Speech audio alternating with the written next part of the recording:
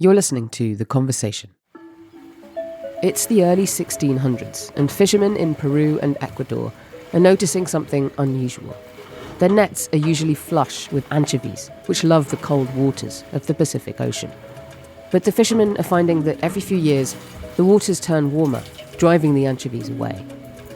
They give this phenomenon a name, El Niño, little boy or Christ child, because it tends to peak around Christmas time. Centuries later, scientists would understand that this warmer water in the Pacific near the equator is part of a naturally occurring cycle that can have dramatic effects on the weather around the world. They would start trying to predict when the next one was coming and how bad it would be. Climate prediction models suggest we could see the development of El Niño in the coming months, and there are hints it could be the strongest in 140 years. Forecasters are now predicting that there's more than a 60% chance of a super El Niño event this year. The UN warns El Niño could push temperatures higher nearly everywhere, and that raises the risk of droughts, water shortages, and crop failure. So how do El Niños work? And what has to happen for high temperatures in the Pacific to translate into floods, droughts, and heat waves?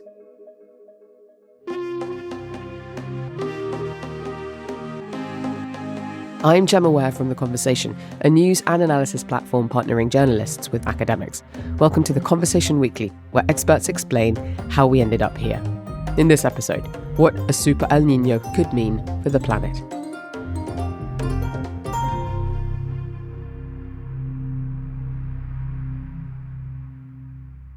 Ioana Culfescu, you lead the National Centre for Atmospheric Science Research Group at the University of St Andrews, and you're also a visiting fellow at the University of Edinburgh, where you research large-scale changes to the climate, such as El Niño. Welcome to the podcast. Thank you very much for having me and for the invitation. Ioana, the world has just entered another El Niño event.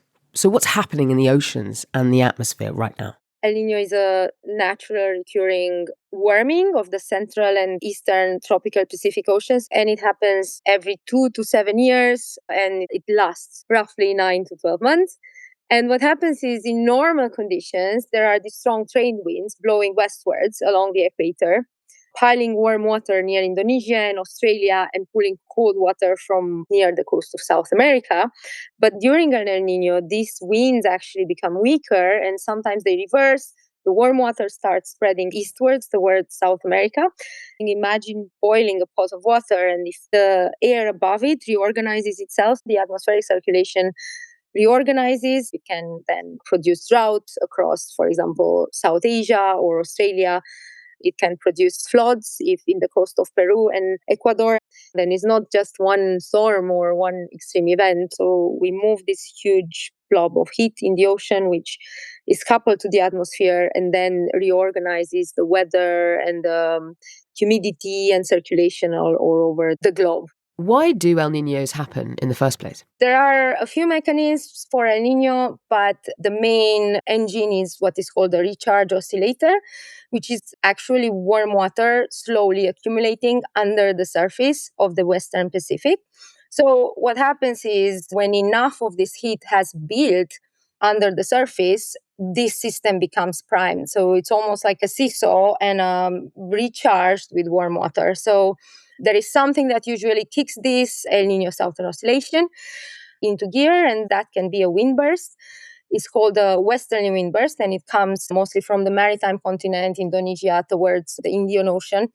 Now, whether these winds are actively triggering El Niño or simply reflecting what the system is already doing as a natural oscillation, it is still a genuinely open research question, and there is a lot of work done on that. In mid-June, Ioana, the US Weather Agency issued its latest diagnostic report confirming that El Niño conditions have begun. An El Niño event is officially underway, and forecasters say it could become very strong by winter. Scientists and the National Oceanic Atmospheric Administration made that declaration earlier today.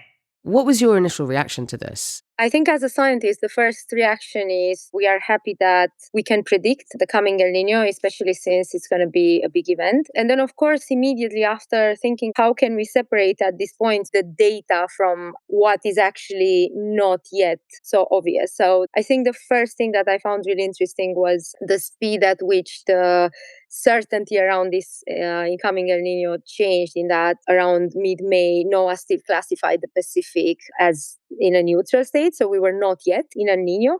But then just only 1 month after, we have a full advisory carrying about 63% of a quite strong event. A number of climate models are calling for the possibility of a super El Nino brewing this summer.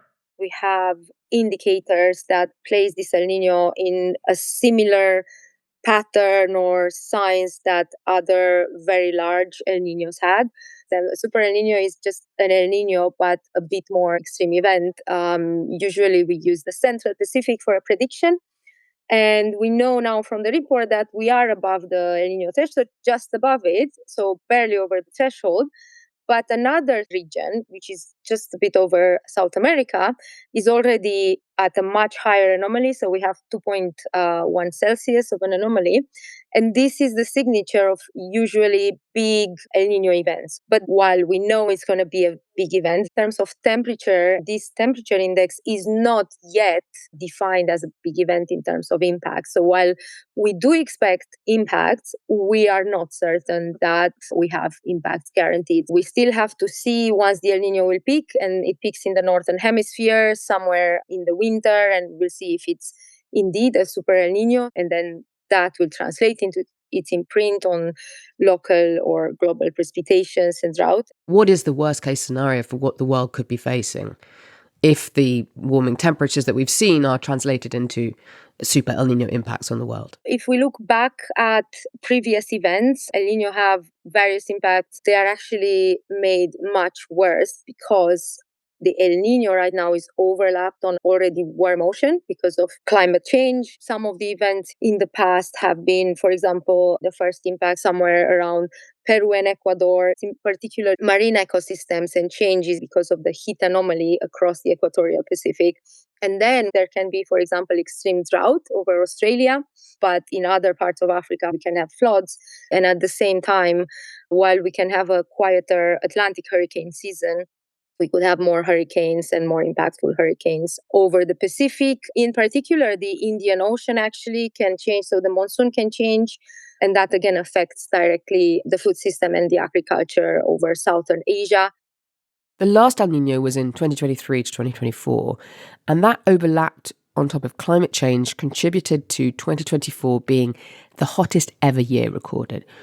What can that El Nino a couple of years ago tell us about what these high temperatures we're now experiencing in the Pacific might mean for changes to the weather later on in 2026 and into 2027? Actually, the 2023-2024 El Nino was a sort of cautionary tale in that it was the fourth or the fifth strongest El Nino ever. It had some of the impacts which we expected, but others were not what we expected. And I would like to explain a bit of how El Nino works so that you understand why an El Nino that we could have categorized as super didn't have the textbook impacts that we expected.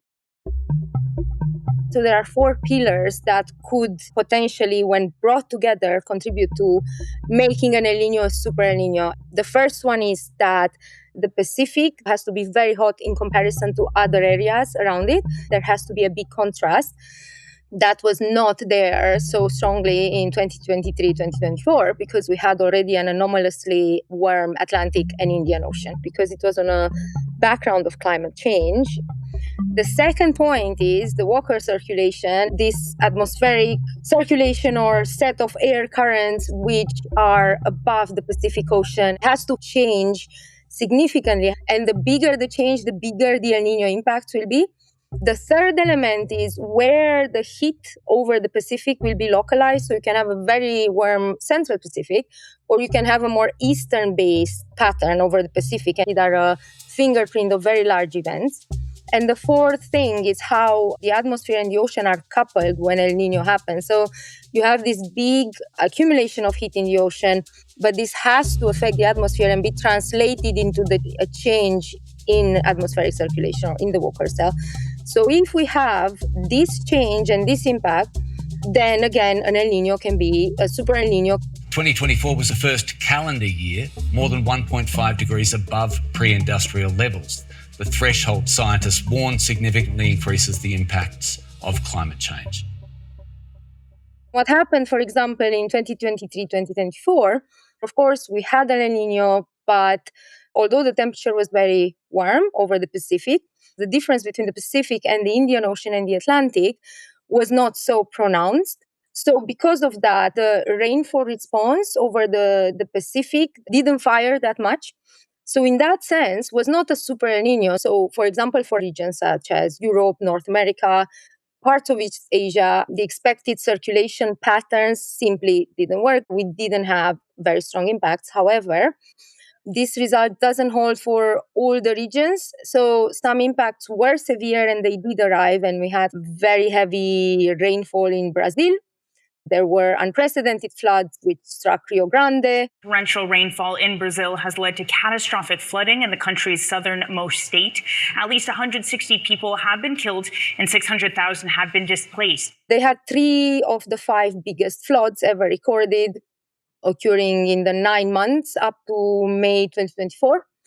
And the point is, it's very important to keep in mind when we say a super El Niño, that the impacts are nuanced, they are different, and the response across the tropics can be different to the one in the extratropics. So you can have a super El Niño in terms of temperature, but it may not have super impacts all over the world at the same time. Yeah, exactly.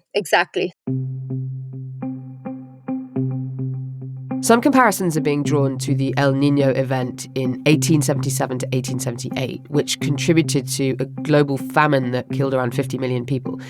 Do you think that's a useful historical parallel to draw for what we're about to experience now? So definitely it's a very useful historical parallel, but at the same time, there is an uncertainty around this event due to the fact that the data at the point we are looking at back in time has some caveats and uncertainty. So it's very important to notice that the state of the ocean we are at is very different to back then, because we have the global warming and the ocean temperature, which is much higher now than then. The broader picture is probably very similar to what we have right now, but most of the impacts which came in, for example, around 50 million deaths, didn't come only from, let's say, prediction that was not precise, but also from lack of preparedness from the colonial government that turned this natural event into a hazard through not managing it correctly. And I think one of the most striking parallels is that the areas affected back then are still very vulnerable today. Coming up, how climate change could make the impacts of El Niño even stronger.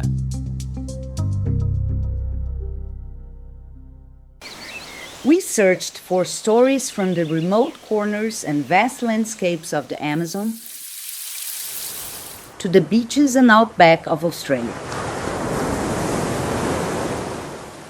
And after talking for more than 40 hours to almost 30 scientists and field researchers, we discovered what scientists in the 2 largest countries in the southern hemisphere are doing to mitigate the effects of climate change. What I have learned, I learned for life. I'm Luciana Julião, environmental editor of The Conversation Brazil. Over 5 episodes, our team and I went wide and far to speak with academics from leading research centers and indigenous peoples in Brazil and Australia. We were able to discuss the problems and possible solutions on diverse subjects, such as coastal regions, wildfire, forest management, agriculture, mining, and renewable energy. And we were able to understand what those experts are doing and what can still be done before we reach the point of no return. Voices from the South, Brazil and Australia in the fight against climate change is the first podcast production from The Conversation Brazil, and you can listen to it on our website or on your favorite audio platform. The show is a co-production made by The Conversation Brazil with the support of the Council on Australia-Latin American Relations and strategic consulting from the Conversation Australia. Don't miss it. Welcome back. Joanna, your own research is focused on predicting El Niño events. Can you walk me through how you do that, how you predict the strength and the pattern of an El Niño? So there are three ways right now of predicting El Niño. One is dynamical models with the mathematical equations of this recharge oscillator, warm water slowly accumulating under the surface of the Western Pacific. There are statistical methods where we use lots of data to predict El Niño, and we look back at the past and then we see how a past event evolved and then we predict the future. And then I think the newest family of methodologies are machine learning based models. It is a form of AI. And so machine learning is something that we have been using successfully, especially since a paper that came out in 2018 where a machine learning based methodology expanded predicting El Niño from a year or so up to 17 months. So in my work, I use machine learning based methodologies to, for example, see to what extent can we predict the entire El Niño index and how far in the future if we only look at a small component of the climate system, let's say the Indian Ocean and at the wind bursts. The other aspect in my work goes back to simple mathematical models, which can look into the limits of predicting El Niño. And that limit can come from the fact that El Niño is a coupled ocean atmosphere phenomenon, and the atmosphere is intrinsically chaotic. At least for now, we can't predict chaos. So the other part of my work has been focusing on quantifying how much of this chaos is actually limiting our capability to predict El Niño. The most recent work that I've been focusing on is looking into how some emissions we have released in the atmosphere, we humans, can actually reshape El Niño and change predictions under future climate change scenarios. So the question is, if we have changed the climate system, to what extent we can predict the future? So how do you disentangle the El Niño warming from warming as a result of climate change? Disentangling effects of climate change from what happens naturally, it's very, very hard. Where we look at El Niño in general, it's a bit easier. So rather than calculating how high this heat anomaly is overall the Pacific, in the last year, a relative index has been introduced. So we see the El Niño signal rather than the El Niño plus oceanic heating that would be there anyway. But in terms of impact, what we know is we can't really say for sure if we have an El Niño on the top of climate change that a certain impact happened because of El Niño. But at the same time, we know that El Niño will increase the impacts of climate change. In general, as scientists, we are careful in attributing one by one event, but what we can do with climate models is to have probabilistic approach and then identify and attribute certain impacts to climate change or show El Niño has increased the probability for this event to happen, as we were saying before, in terms of droughts or changes or exacerbated precipitation, or we know they will be much more due to an El Niño on the top of climate change, which is the background now. And are the El Niño events becoming more frequent? It's not necessary that they are becoming more frequent. It's probably what we see, there is more extreme impact. But what climate models suggest, for example, is that we have Central Pacific flavor or a more Eastern Pacific flavor, or that heat in the ocean has a different configuration or because of being on the background of the global warming. So really, I would say it's really mixed, and I would be very careful, but the intensity and the strength is something that we do have evidence that will increase in climate projections. So, for example, if we speak of El Niño and La Niña, in the future projections, there is some evidence that there will be an increase. So the impacts, the overall impacts, are something that we are more worried. If a super El Niño does arrive with some of the impacts that are being feared that might happen, what's the most important thing that the world should be doing right now to prepare?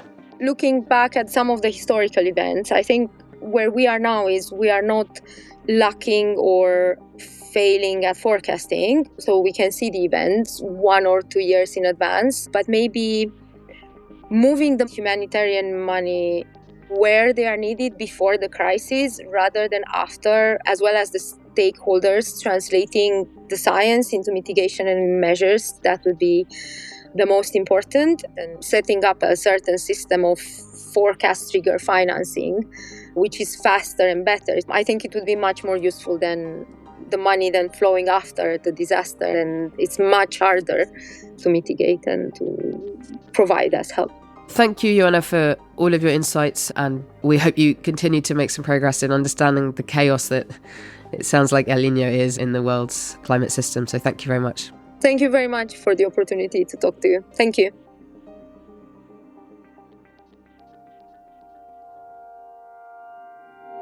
That's it for this week's episode of The Conversation Weekly. You can read more analysis by academic experts about El Niño and the possible impacts it could have on the world on The Conversation. We'll put some links to further reading in our show notes. This episode was written and produced by Mend Mariwani and me, Gemma Ware. Sound mixing is by Michelle Macklem, and our theme music is by Nita Saal. The Conversation is a non-profit news outlet dedicated to sharing the work of academic experts with a wider audience. If you like what we do, please consider supporting us at donate.theconversation.com. Thanks for listening.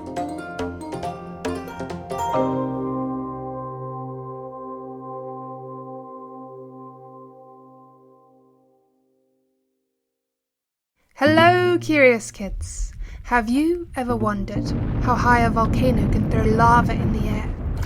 Or why is it that when you're in a bath your fingers go wrinkly? Or even, will scientists be able to make a new element? Well, you're in the right place. I'm Eloise, and welcome back to Season 2 of The Conversation's Curious Kids, the podcast where an expert answers some of your most head-scratching questions. Listen to The Conversation's Curious Kids wherever you get your podcasts.